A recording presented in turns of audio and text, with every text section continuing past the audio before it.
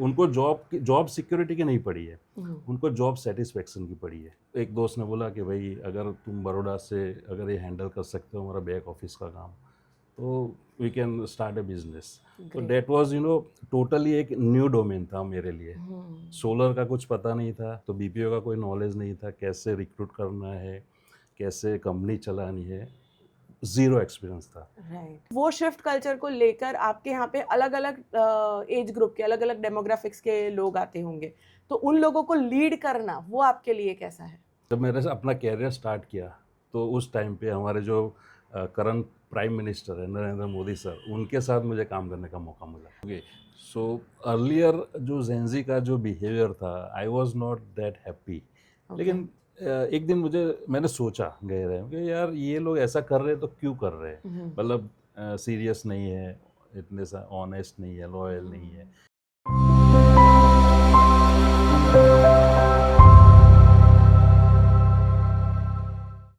So thank you विपुल भाई, coming to my platform, विस्तार से बताइए। आज हमारे साथ है मिस्टर विपुल पटेल, जो मोजो 365 में एग्जीक्यूटिव डायरेक्टर है और खुद डायरेक्टर है इन सन सिलेक्ट प्राइवेट लिमिटेड और सोला सिक्योर प्राइवेट लिमिटेड में। और इनकी खुद की फर्म है शिविर एंटरप्राइज, जहाँ पे वो काफ़ी सारे इंडस्ट्रियल सप्लाई में भी डील करते हैं। He is also associated with lot of corporates. So Vipul भाई, आज हम आपसे जानेंगे how you started this journey, तब आपका एक्सपीरियंस कैसा रहा, आपने कहाँ से आपको मोटिवेशन मिला कि आपको इस सेगमेंट में जाना है, व्हाट इंस्पायर्ड यू? सो आप शुरू से बताएं। First of all, thank you, Khushbu, for inviting me to your show. So I started my career in 2004. Uh, आपको मैं बताते हुए बहुत ही खुशी महसूस कर रहा हूँ कि जब मैंने अपना कैरियर स्टार्ट किया, तो उस टाइम पे हमारे जो करंट प्राइम मिनिस्टर है नरेंद्र मोदी सर, उनके साथ मुझे काम करने का मौका मिला। मेरे मतलब कैरियर का एक स्टार्ट ही था वो। ओके।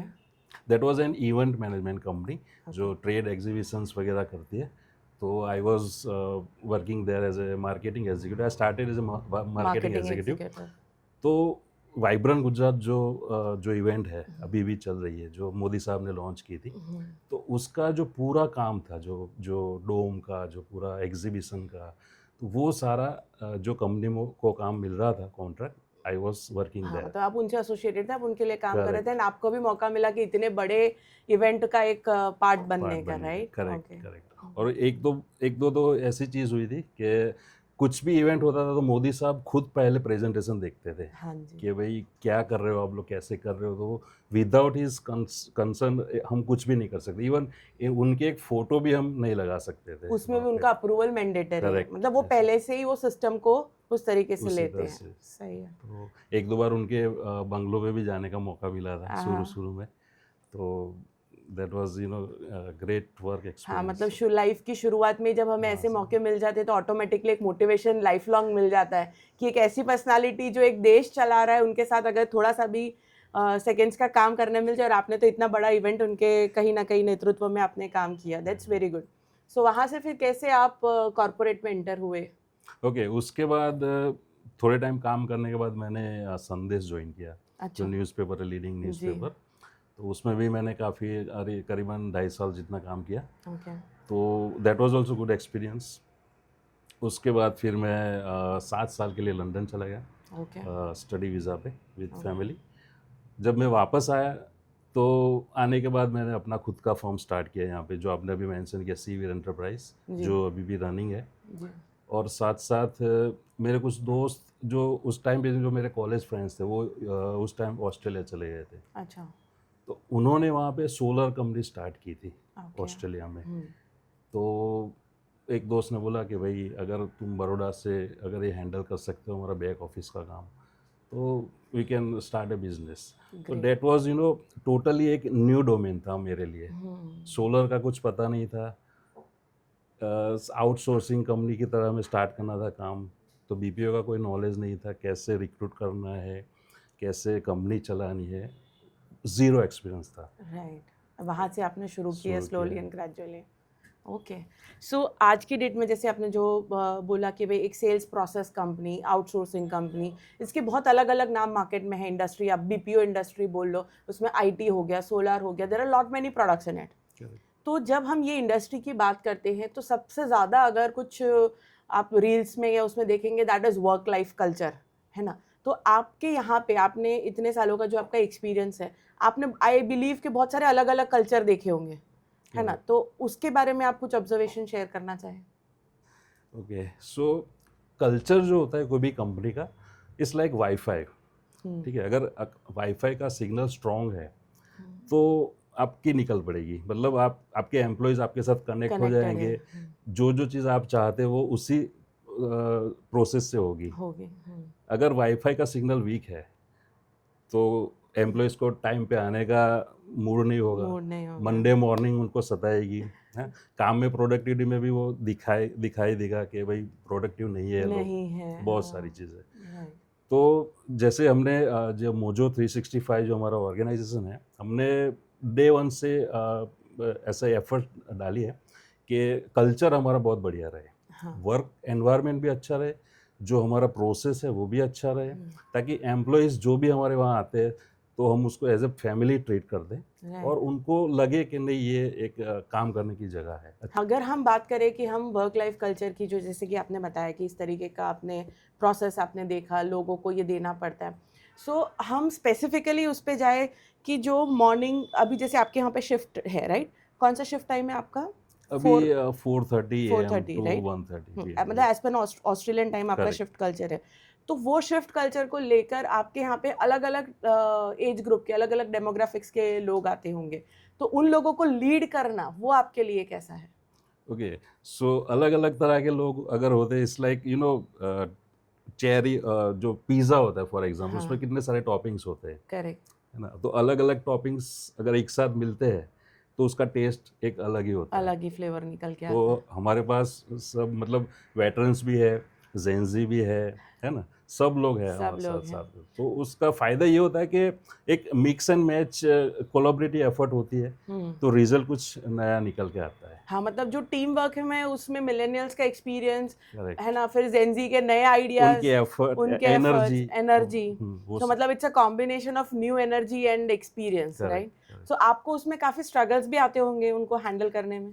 कभी कभी आता है, कभी हाँ। कभी आता है कि देखो वेटरन्स है तो वो अपना एक अलग बैगेज लेके आते हैं, वर्क एक्सपीरियंस है, हाँ। तो वो थोड़ा, और जेंजी होते हैं वो फ्री होते हैं, उनको कुछ इतनी ज़्यादा पड़ी नहीं होती है कि भाई चलो ये, हाँ काम में वो नंबर 1 होते हैं, स्किल्स में अलग होते हैं, उनकी एफर्ट्स अलग होती है। उनको क्या चाहिए, जेंजी को एक एक अच्छा एनवायरनमेंट चाहिए। अगर वो आपने उसको दे दिया तो उनको जॉब सिक्योरिटी की नहीं पड़ी है, उनको जॉब सेटिस्फेक्शन की पड़ी है। राइट, मतलब आप जो काम कर रहे हो उसे सेटिस्फेक्शन मिलनी चाहिए, Right. सिक्योरिटी नहीं, ये नहीं तो ये, क्योंकि मार्केट बहुत ओपन है उन लोगों के लिए, Correct, राइट। सो अगर हम इस सिक्योरिटी को लेकर बात करें तो जो लोग, मतलब जब एक फ्रेश, मैं ऐसा बोलूँगी फ्रेश ब्लड, ओके, जब ये सेल्स प्रोसेस में इंटर होता है, सबसे पहले बीपीओ ले लो या कॉर्पोरेट कल्चर ले लो, उसको लेकर एक बहुत एक ग्लैमरस लुक दिया है मार्केट में कि बहुत अच्छी वर्क लाइफ बैलेंस होता है, you are having fun in that. जैसे हम उसका कॉन्ट्राडिक्ट रील बनती है, नो डाउट, बट यूथ को यही अट्रैक्ट करता है कि भाई हाँ, ये टाइम टू टाइम जाना है, आना है, वहाँ पे फन करना है, वीकेंड्स ऑफ होते हैं, ये सब चीज़ें बहुत अट्रैक्ट करती है।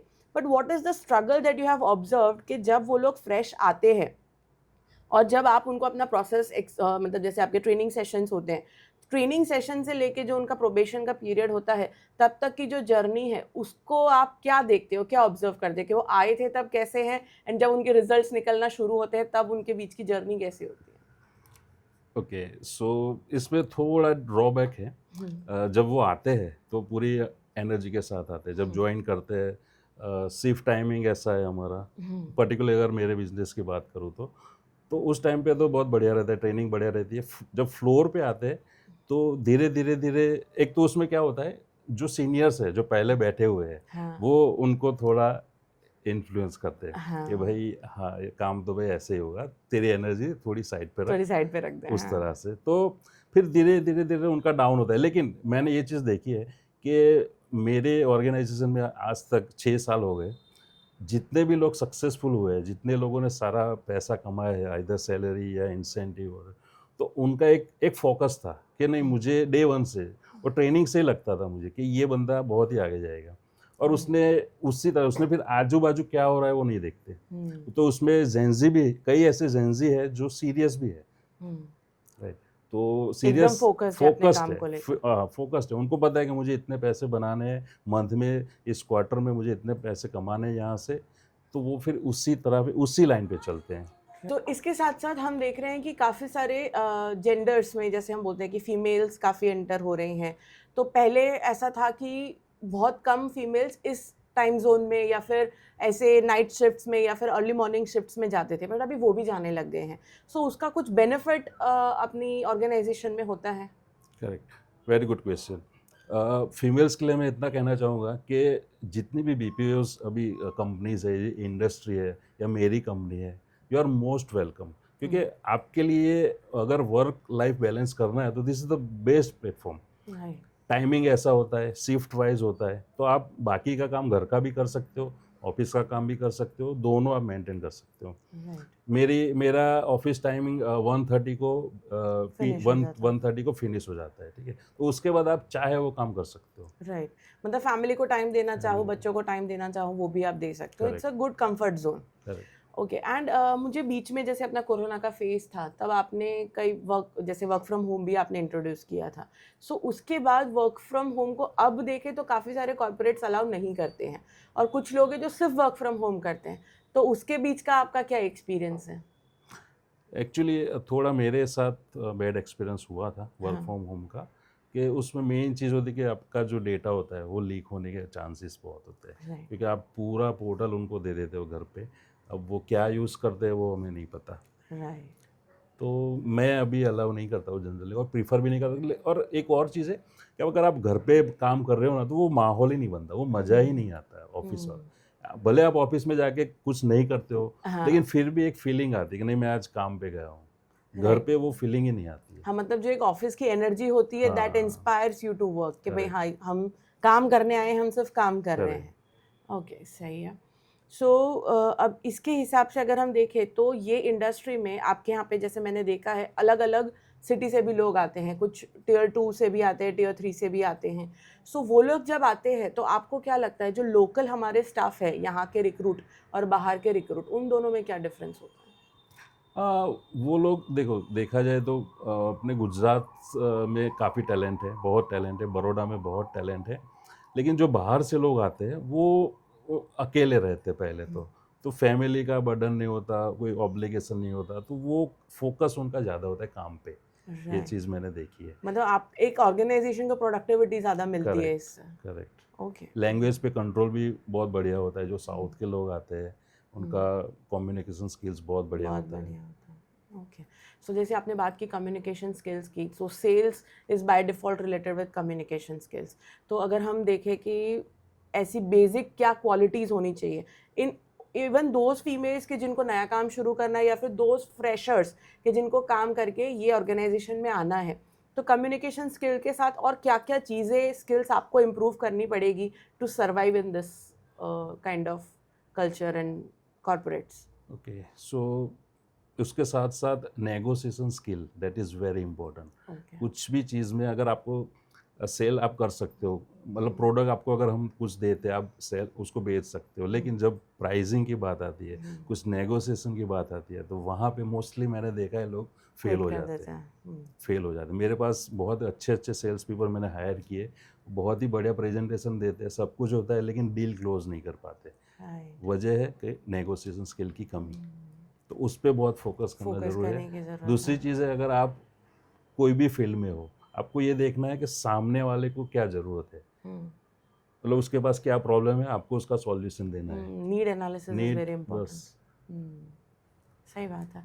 एंड जैसे आपने बताया कि आप हायरिंग करते हैं, तो आई बिलीव कि आपके पास अलग अलग ऑर्गेनाइजेशन से बहुत सारे लोग जॉब चेंज करके आते होंगे, राइट? तो जब आप उनका इंटरव्यू लेते हैं, तो आपके हिसाब से ज़्यादातर क्या कॉमन रीज़न है कि जो जॉब चेंज का होता है? ज़्यादातर लोग यही बोलते हैं कि वहाँ पे मैनेजर ऐसा था, कल्चर अच्छा नहीं था, ये था। तो देखो, मैं पर्सनली ऐसा मानता हूँ कि जो भी बंदा अपनी पिछली कंपनी की बुराई कर रहा है ना, तो मैं ज़्यादा प्रीफर नहीं करता नहीं उस करता, बंदे को। करेक्ट। क्योंकि देखो, कंपनी हर सेम होती है। एक एक बहुत फेमस कोट बहुत वायरल हो रहा था कि don't love your company, love love your your job, work. Love your work. तो मैं इसके बहुत अगेंस्ट हूँ, कि अगर आप कंपनी को लव नहीं करोगे तो कंपनी आपको कैसे प्यार करेगी।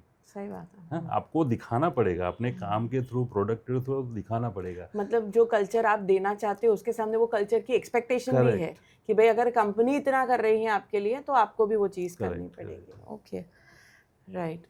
एंड जैसे आपने बताया कि भाई if someone is not happy तो वो कहीं भी खुश नहीं रहेगा ना, क्योंकि अगर हैप्पीनेस आपकी है तो वो हाँ चलो मैं ऐसा मानती हूँ कि भाई 10 में से 2 लोगों का सही में जेन्युइन कुछ ना कुछ इशू रहा होगा, बट अगर आप खुद खुश नहीं होते, आप चाहे किसी भी कंपनी में जाओ तो वो आप प्रोडक्टिविटी में कहीं ना कहीं तो प्रॉब्लम्स आने ही वाली।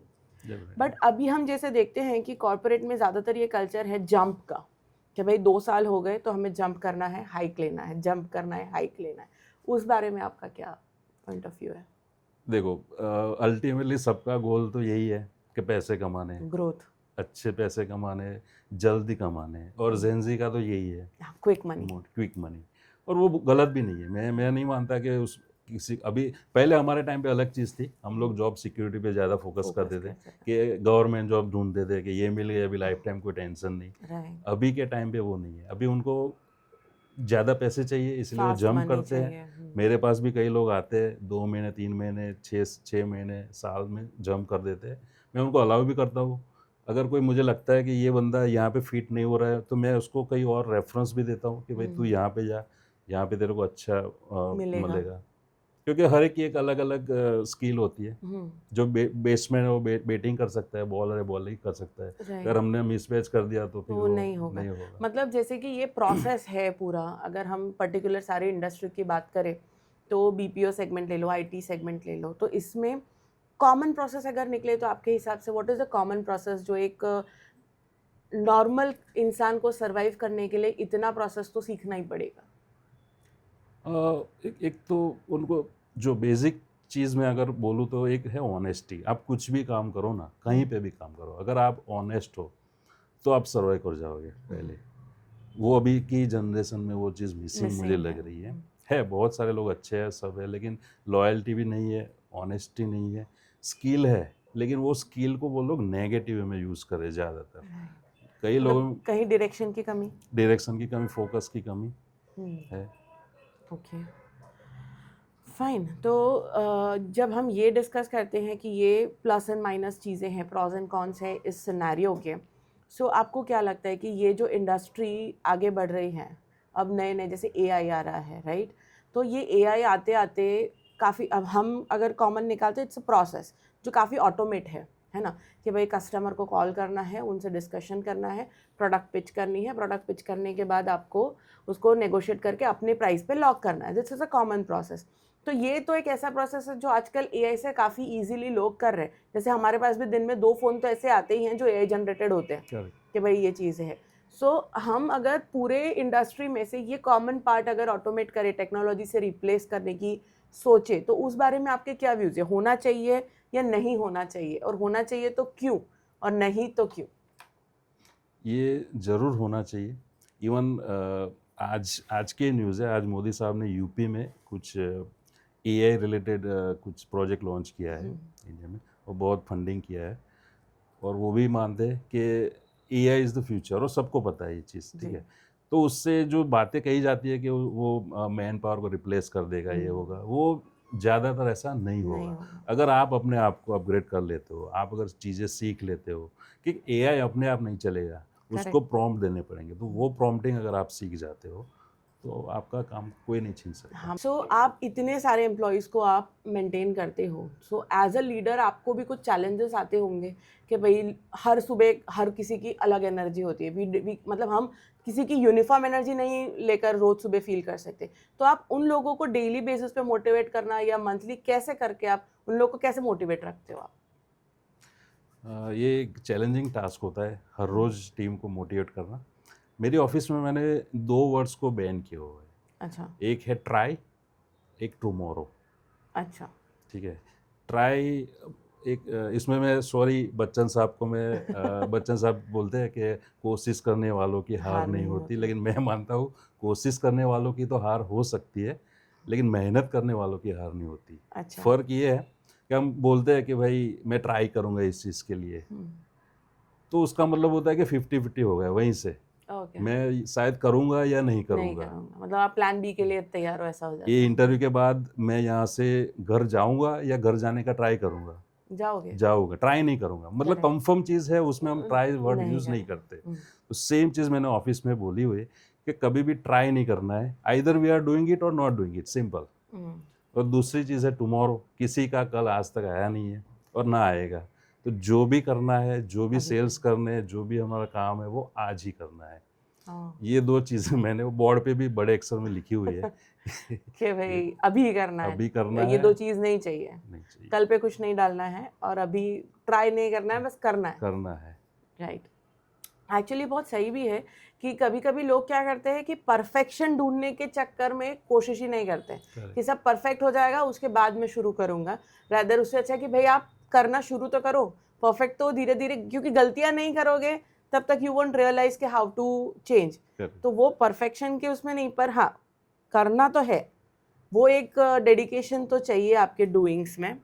ओके, सो आपने जैसे बताया कि आप ये 2 चीज़ आपने बैन कर दी, लेकिन फिर भी आपके कुछ ऐसे रूटीन्स होते होंगे कि जिससे आप पूरी टीम को मोटिवेट रख सको, क्योंकि सेल्स है, बिना मोटिवेशन के तो sales is next to impossible, right? उसमें आपका क्या है और हाउ कितना इम्पोर्टेंट रोल सेल्फ मोटिवेशन का प्ले करता है इसमें? इसमें सारी इंडस्ट्री ये फॉलो करती होगी, बाकी कंपनीज भी, कि टाइम टू टाइम इंसेंटिव्स हमें रखने पड़ते हैं। मंथली इंसेंटिव या कॉन्टेस्ट रखा, बोनस किसी चीज़ का रखा, तो उससे वो 100% ये जो सारे एम्प्लॉयज़ हैं वो मोटिवेट रहते हैं।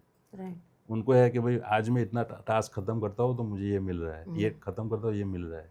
तो ऑन टॉप ऑफ सैलरी ये बहुत ही अभी इम्पोर्टेंट इम्पोर्टेंट है हो गया है। कि भाई कितना एक्स्ट्रा मिल रहा है। एक्स्ट्रा क्या मिल रहा है? और दूसरा, मेरा मानना ऐसा है कि भाई ज़्यादातर लोग, जैसे जब मैं ट्रेनिंग लेती हूँ तो मैंने एक चीज़ बहुत कॉमन फील करी है कि ज़्यादातर सेल्स माइंडसेट वाले लोग हमेशा एक ही कैलकुलेशन में चलते हैं, इतना करेंगे तो इतना मिलेगा, करेक्ट। राइट? तो वो उसमें आपको कभी ऐसे रिक्रूटमेंट जब हम करते हैं तो हम पहले ही बार से ये चीज़ जज नहीं कर सकते, तो उसमें आपके क्या फंडाज है कि आप किस तरीके से लोगों को हायर करते हो, आप कैसे जज करते हो कि भाई ये बंदा can be a good player, ऐसा कुछ? कई लोग ऐसे आते हैं इंटरव्यू में कि जो सैलरी, मैं ट्राई करता हूँ सैलरी नेगोशिएट करने की, कभी कभी जानबूझ के करता हूँ कि उसका स्किल चेक चले। करने के लिए कि वो कहाँ। तो कई लोग नहीं मानते हैं, this I want this mean this. तो एटीट्यूड से कभी कभी पता चलता है कि नहीं ये बंदे को ये करना है और वो ये मेरे साथ कर सकता है तो कस्टमर के साथ भी ये कर सकता है। करेगा कि भाई I want to stick to this price, correct. इसी में मेरा फायदा है या फिर विल कंपनी का पावर फायदा। बहुत स्ट्रांग होता है कई लोगों का। कई लोगों में एक इंटरव्यू में एग्जांपल देता हूँ कि मुझे आप कुछ सेल करके दो, तो वो मुझे कुछ प्राइस बोलते हैं, मैं बोलता नहीं ये प्राइस में, मुझे ये प्राइस में दो। बोले हाँ सर ठीक है इसमें ले लीजिए। अच्छा, फिर मैं बोलता नहीं इसमें तो दूसरा भी दे रहा है, उससे भी कम में देना। बोले ओके सर नो प्रॉब्लम इसमें ले लीजिए। ओके, तो मैं रिजेक्ट कर देते रिजेक्ट हो कर कि देता हूँ भाई उनको। हर बार तुम ये कर दोगे तो मतलब प्रॉफिट ही चले जाएगा, तो दिस इज कैसे नॉट होगा? Sale, this service. अगर करेक्ट, कोई कस्टमर आपके पास आता है, आपको बोलता है कि ये पेन मुझे दो, आपने पेन दी पैसे ले लिए, that is not sale, this is service और वी आर इनटू सेल्स। हाँ, तो मतलब अभी जैसे आपने बताया कि सर्विस सेल करना और प्रोडक्ट सेल करना दोनों में भी काफ़ी डिफरेंस होता है, और उसके लिए मतलब बोलते हैं ना कि हार्डकोर सेल्स, तो वो हार्डकोर सेल्स में जैसे आपने पहले भी बताया कि negotiation is very important, right? Okay, so इसके चलते हम बात करें कि कल्चर की हमने डिस्कशन कर लिया, डेमोग्राफिक्स का डिस्कशन कर लिया, कुछ ऐसे रील्स मीम्स भी बहुत चल रहे हैं आजकल कि भाई मंडे मॉर्निंग मतलब इट्स हसल, और they people die and wait for कि भाई कब सैटरडे आए, कब वीकेंड आए। तो ये जो एक बर्नआउट वाली सिचुएशन होती है एम्प्लॉय की, उसके पीछे का सच क्या है? नहीं ये सही बात है, ये होता है हर एक जगह। Even see I am running a business, पर फिर भी मुझे कभी जाता है कि यार आज ऑफिस जाऊँ क्या करूँ जाके, कभी कभी ये थॉट आता है माइंड में। तो इनके लिए तो ये जायज़ है, हाँ, लेकिन अगर हम उनको उनकी जो जो अंडरस्टैंडिंग है उसको हम अंडरस्टैंड करें प्रॉपरली कि वो क्या सोच रहे हैं, उनको क्या ऐसा हम दें जिससे वो खुशी खुशी से ऑफिस आए।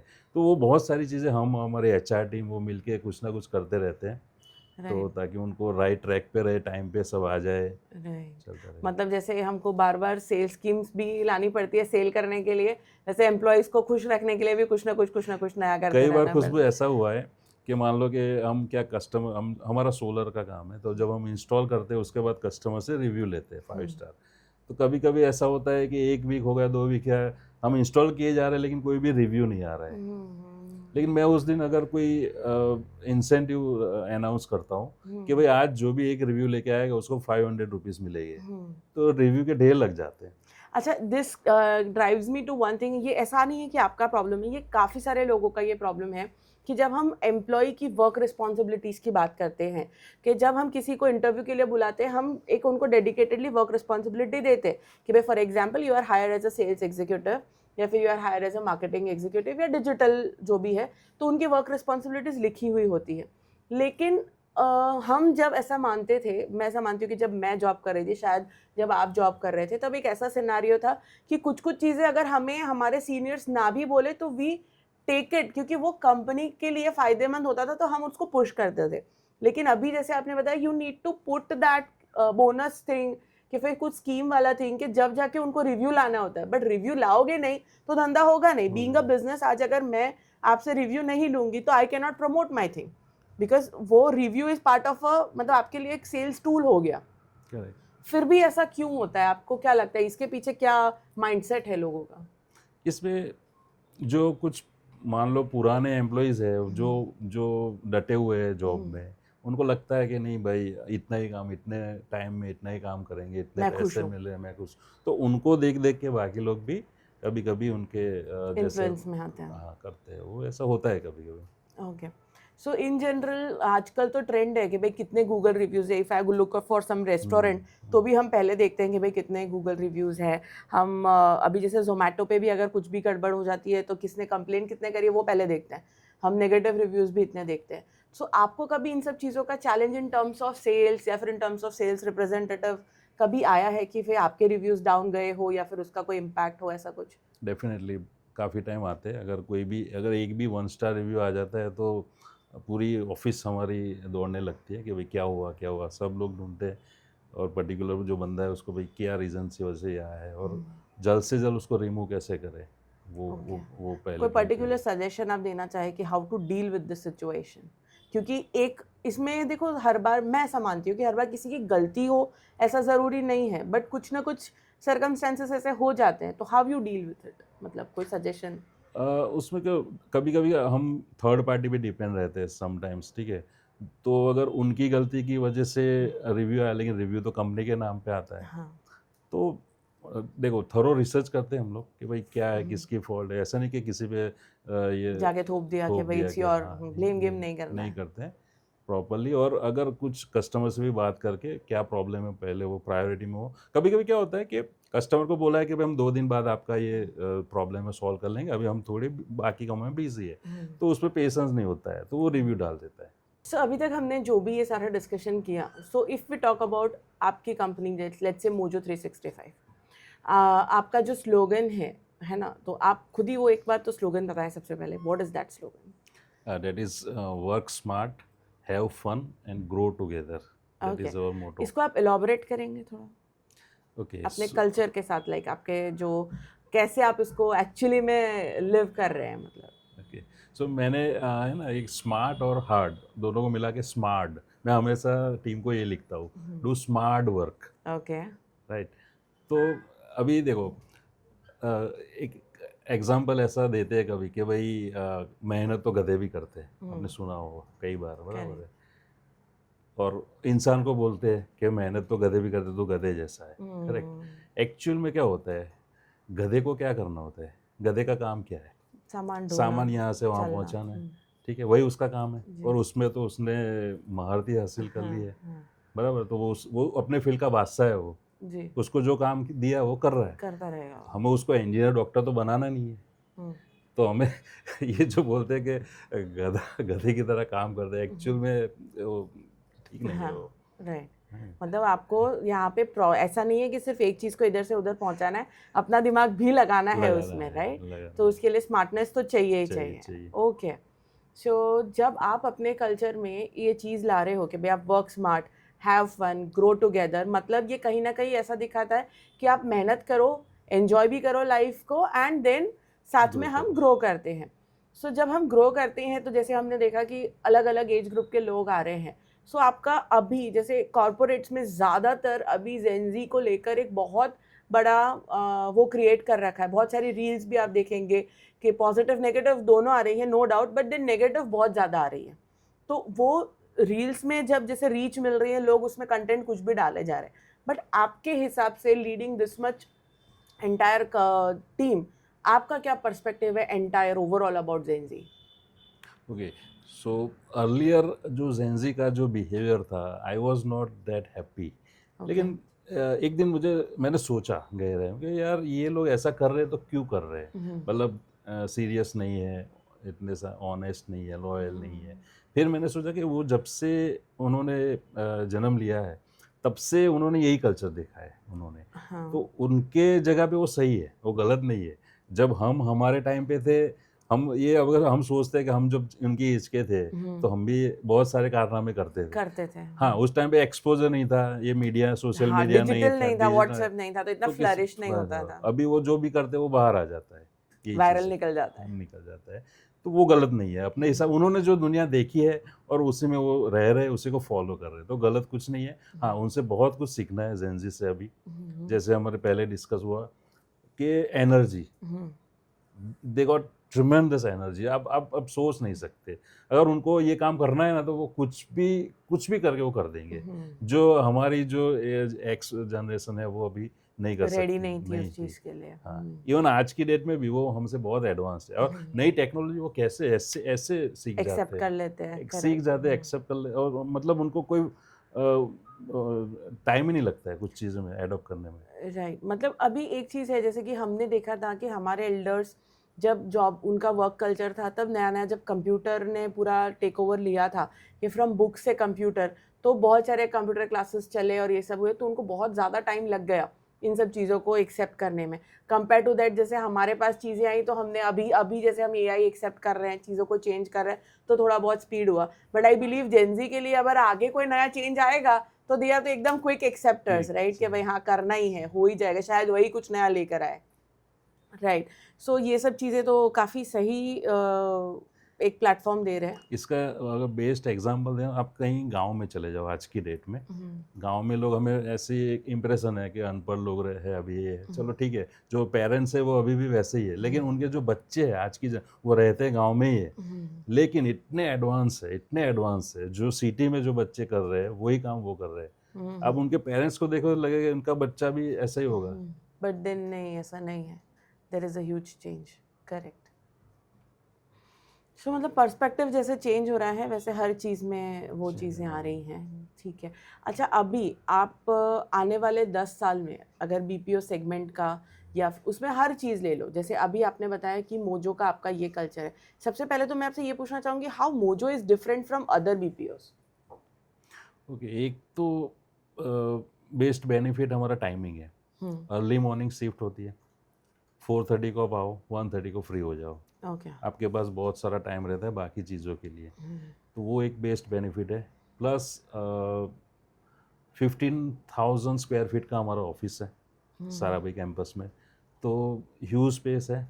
वर्क एनवायरनमेंट, जो ऑफिस एनवायरनमेंट है वो भी हमने बहुत ही डिटेल में काम करके बनाया हुआ है, तो आपको मतलब जो भी बंदा काम करता है तो उसको एक घर जैसे माहौल, मतलब एक फीलिंग ऐसे आती है कि मैं कहीं काम कर रहा हूँ अच्छी जगह पे, राइट। हाँ, ऑफ कोर्स, वो तो सैलरी भी हम स्टैंडर्ड जो इंडस्ट्री की जो है उससे भी अच्छी दे रहे हैं अभी, यस, हाई में दे रहे हैं। प्लस इंसेंटिव्स भी लिक्रेटिव है हमारे, और भी बहुत सारे बेनिफिट दे रहे हैं हम एम्प्लॉइज़ को, राइट। मतलब जैसे अगर हम ऐसे बात करते हैं कि हम जब सैलरी स्टैंडर्ड से ज़्यादा दे रहे हैं, दैट मीन्स कि हम एक्चुअली में लोगों की लाइफस्टाइल को फोकस करके दे रहे हैं कि भाई हम चाहते हैं कि आप अपनी लाइफस्टाइल से एक बार सॉर्ट हो जाओ तो आप ऑब्वियसली काम पे फोकस कर पाओगे। That is an directly and indirectly we are thinking about the employees, right. Okay, that's a very good thing. अगर तो मैं ये कहूँगी कि शायद जो भी अभी ऑडियंस हमारे पॉडकास्ट देख रहे हैं, तो मोजो इज़ अ प्लेटफॉर्म कि जहाँ पे आपको वर्क लाइफ बैलेंस भी मिलेगा, आपको अच्छी सैलरीज भी मिलेगी, प्लस आपका ट्रेनिंग भी इन हाउस है, राइट। तो और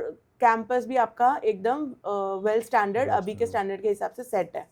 सो जैसे कि हमने बात की कुछ मिथ की, तो एक मिथ ऐसा भी है कि सैलरी ज़्यादा है तो काम बहुत ज़्यादा है, तो is it so? No, I don't think so ऐसा हो। काम और सैलरी का अभी कोई लेना देना नहीं होता है। अभी कई कंपनी में ऐसा होता है कि भाई टारगेट्स है, ये टारगेट अचीव करोगे तभी तुम्हें ये मिलेगा, ये मिलेगा। तो आज की जो जनरेशन है वो उसको फॉलो भी नहीं करती है प्रॉपरली। राइट। तो हमारी जो पॉलिसी है कभी कभी जेंजी के हिसाब से भी डिज़ाइन करनी पड़ती है हाँ। हमें, कि भाई ये बंदा है, उसकी क्या स्किल है, तो वो इतने टाइम में कितना काम कर पाएगा, उसी के हिसाब से पूरा हम प्लान बनाते हैं। Okay, that's great. अभी जैसे आपने बताया टारगेट का, तो बहुत सारे लोग ऐसे हैं कि जिनको सेल्स करना है लेकिन टारगेट प्रेशर नहीं चाहिए। हाँ, बहुत सारे ऐसे लोग हैं जो बेसिकली देखा जाए ना, लोग सेल्स है क्या? खुशबू, आप बताओ सेल्स क्या है? मतलब इट इज समथिंग, कोई एक चीज़ है जिसकी नीड आपको है और मैं आपको वो चीज़ दे रही हूँ और उस चीज़ का मैं पैसा ले रही हूँ। करेक्ट। कभी कभी लोग बोलते हैं मैंने कभी लाइफ में सेल किया नहीं है तो मैं नहीं कर पाऊंगा, लेकिन मेरा ये मानना है कि हम जब से पैदा होते हैं तब से हम सेल कर रहे हैं। सबसे पहले हम क्या करते हैं, हमें मिल्क चाहिए तो हम रोते थे, छोटे थे रोते थे, तो वो एक हमने क्या कि एक सेल किया, तब जाके हम वो चीज़ मिली। तो हर एक पॉइंट में अगर कोई मेरे पास इंटरव्यू में आता है तो वो क्या करने आता है, वो सेल करने आता है, वो अपनी टाइम और अपनी स्किल मुझे बेचने आता है, और वहीं पे आके मुझे बोलता है मुझे सेल करना नहीं आता, हालांकि वो आया सेल करना है। अच्छा, रिसेंटली मेरे को एक किसी ने कंसल्टेशन के लिए कॉल किया था, देन शी आस्क्ड मी के मेरे साथ ऐसा हुआ कि एक प्रोजेक्ट से नया प्रोजेक्ट मेरे को दिया एंड देन बोला कि ये आप ट्राई करो। क्यों? क्योंकि हायर मैनेजमेंट में किसी ने जॉब छोड़ दी थी, तो काम 2 को डिवाइड कर दिया and there was a discussion कि भाई इसका तुमको ओटी भी मिलेगा, एक्स्ट्रा पे आउट भी मिलेगा। अब हमें पता है कि जो लोग जॉब कर रहे हैं और जिनके लिए एक एक पेनी इज़ वेरी इंपॉर्टेंट, उनका अचानक से आप उनका वर्कलोड बढ़ा रहे हो, आप उनको ओटी कमिट कर रहे हो, then at the time of giving the payouts, तभी वहाँ पे बहुत सारे इश्यूज होते हैं कि भाई नहीं, this is a part of your job, इसका ओटी नहीं मिलेगा। कुछ काम ऐसे होते हैं जो ओटी के कंसिडरेशन में नहीं आते हैं। सो ये सारे चीज़ें, ये जनरल है कि ऐसी सारी चीज़ें होती हैं। सो आपने कभी ऐसे सिचुएशन को फेस किया है कि आपके पास एवरी मंथ या क्वार्टरली कभी कोई आपके एम्प्लॉयज़ आ रहे हो कि भाई they are not satisfied with this, या तो फिर ऐसा कभी डिस्कशन हुआ और आपने उसको कैसे टैकल किया, ऐसा कोई एक्सपीरियंस शेयर करेंगे आप? मेरे पास जो भी इंटरव्यूज में आते हैं डे 1 से मैं क्लियर होता हूँ और उनको भी क्लियरिटी देता हूँ कि आपका ये रोल है, आपको ये करना है और आपको इतना पैसा मिलेगा उसका। उसके बाद मैं उनका रोल चेंज नहीं करता। अगर कभी करने की ज़रूरत पड़ी तो उनको बुला के, उनको बता के कि ये रोल मैं यहाँ पे आपको शिफ्ट कर रहा हूँ, उसके लिए आपको ये मिल सकता है, एक्स्ट्रा मे बी नहीं भी मिल सकता। अगर वो हैप्पी है तभी हम आगे जाते हैं। ओके, मतलब वहाँ पे भी satisfaction matters a lot. Correct. Okay, so मैं जैसा देख रही हूँ कि आपके इंटायर प्रोसेस में you work on the satisfaction of employee, आप वर्क कल्चर में भी सेटिस्फैक्शन देखते हो, सब चीज़ में, जैसे आपने रिव्यूज़ में भी बताया कस्टमर सेटिस्फैक्शन देखते हो। So how satisfied you are with your entire process and employ team right now? Right now I am very satisfied. जो अभी की मेरी टीम है बहुत ही सपोर्टिव है, जेंजी है मोस्टली सारे, लेकिन दे आर वेरी टैलेंटेड। काम जो उनको बोलते हैं वो 100% अपने एफर्ट डालते हैं उसमें, रिजल्ट देते हैं मुझे, तो आई am very happy with that. Okay. और एक और चीज़ है मेरी कि अगर मैं किसी को सेल्स के लिए हायर करता हूँ, थोड़े टाइम उसको टाइम देता हूँ, अगर वो उसमें नहीं कर पाता है प्रॉपर, तो मैं उसको नहीं जाने नहीं देता, मैं उसको दूसरे डिपार्टमेंट, सर्विस में या आफ्टर सेल्स में सेव करने का ट्राई करता हूँ कि वहाँ पे आप जाओ, वहाँ पे देख लो। अगर आप वहाँ पे फिक्स हो जाते हो तो I don't have any problem. Right, लेकिन अगर वहाँ पे भी वो फेल होता है तब हम उनको बता देंगे भाई आई थिंक अभी चीज़ें नहीं मैच हो रही, हमारी एक्सपेक्टेशंस नहीं मैच। लेकिन मैं ट्राई करता हूँ कि 100% वो हमारे साथ रहे, क्योंकि हम एक बंदे को हायर करते हैं तो उनके पीछे ट्रेनिंग होती है, काफ़ी हमारा टाइम इन्वेस्ट होता है। तो ऐसा नहीं कि 1-2 महीने काम किया और फिर हम उसे निकाल दे या चले गए, तो वो I don't believe in that. हाँ, क्योंकि वो बोलते हैं ना कि hiring is thrice a cost, मतलब आप जैसे जो लोग को आप चेंज कर रहे हो तो 3 गुना कॉस्टिंग आपको पे करनी पड़ती है। तो इट्स बेटर कि आपको, क्योंकि आप ट्रेनिंग पे डाल रहे हो, बहुत सारे एफर्ट्स लगा रहे हो, और वो एक जन का नहीं, पूरी एंटायर टीम का एफर्ट लगता है एक इंसान को अपने कल्चर में अडॉप्ट करने में। It's very true. So overall if we conclude this, तो आप हमारे प्लेटफॉर्म से आने वाली जनरेशन को क्या मैसेज देना चाहोगे? If someone is looking for a career, कि जो कॉर्पोरेट में अपना करियर बनाना चाहता है या फिर स्पेसिफिकली सेल्स प्रोसेस में अपना करियर बनाना चाहता है, तो क्या चीज़ें उसको ध्यान में रखनी चाहिए? अभी जेंजी का एक जो बड़ा प्रॉब्लम मैंने देखा है वो है वो बिना बताए जॉब क्विट कर देते हैं। ओनर्स मतलब नहीं लेते हैं किसी हाँ, चीज़ का। 1 महीने की सैलरी आई, बताए बगैर चले जाते हैं। तो मैं जनरेशन को यही बोलना चाहूँगा, नेक्स्ट जनरेशन के भाई आप जहाँ पे भी काम करो, आपको दिल करता है वहाँ काम करो, लेकिन आप जब अगर जॉब छोड़ भी रहे हो तो एटलीस्ट प्रॉपर जो उसका जो प्रोसेस है वो फॉलो करके कम्युनिकेशन जाओ, सही करो। बता के जाओ। क्योंकि मेरे पास कई लोग ऐसे हैं जो अचानक गायब हो गए, फिर 1 महीने बाद कॉल करते, सर गलती हो गई, हमें वापस आना है। फिर उन्होंने देख लिया, बाकी कंपनीज़ में गए, नहीं अच्छा लगा तो वापस। तो अगर वो उस टाइम पे अगर मेरे साथ रिलेशन अच्छे है या जो भी मैनेजर के साथ रिलेशन अच्छे है, तो डेफिनेटली वो उनको चांस बुलाएंगे। मिलेगा, अदरवाइज मैंने ऐसे लोगों को भी लिया है वापस, जो मेरे ऐसे बिन बताए चले गए थे, उनको भी मैंने वापस लिया हुआ है और अभी हैप्पीली काम कर रहे हैं। कर रहे क्योंकि वो हैं रियलाइज़ होता है, उनको बाहर जाते हैं तो दुनिया देखते हैं तो उनको पता चलता है कि कि भाई यहाँ पे काफ़ी सही हाँ, था। सही है। Okay, that's very good. और अगर स्किल्स की बात करें तो क्या स्किल्स आने वाले टाइम में बहुत मस्ट है? एआई, आप एआई में मतलब आप जो चाहे वो कर सकते हो, ठीक है। एआई आपको कभी रिप्लेस नहीं करेगा, लेकिन आपको वो सीखनी पड़ेगी। सीखनी पड़ेगी। वो बहुत ही मेन है। बाकी sales skill, negotiation skill, communication skill and presentation skills, ये सारी चीज़ें ज़रूरी है। और अगर आपको मैनेजमेंट की ओर जाना है, मैनेजर बनना है, या तो आपको पीपल मैनेजमेंट सीखना पड़ेगा। दैट बहुत इज़ वेरी ज़रूरी है, important. Very important, that's true. मेरी टीम में मेरे से भी ज़्यादा स्किल वाले लोग हैं अभी, हाँ, लेकिन I am their boss. Correct, बराबर, क्यों? क्योंकि I know how to manage people, वो मेरी स्ट्रेंथ है। राइट, तो मुझे शायद एआई नहीं आती है, लेकिन मुझे पता है कि मैनेज एआई जो सीख रहा है, जो जिसको आती है उसको मुझे कैसे कैसे मैनेज करना है मैनेज वो करना मुझे है। पता है। वेरी ट्रू, सही है। That's your strength actually.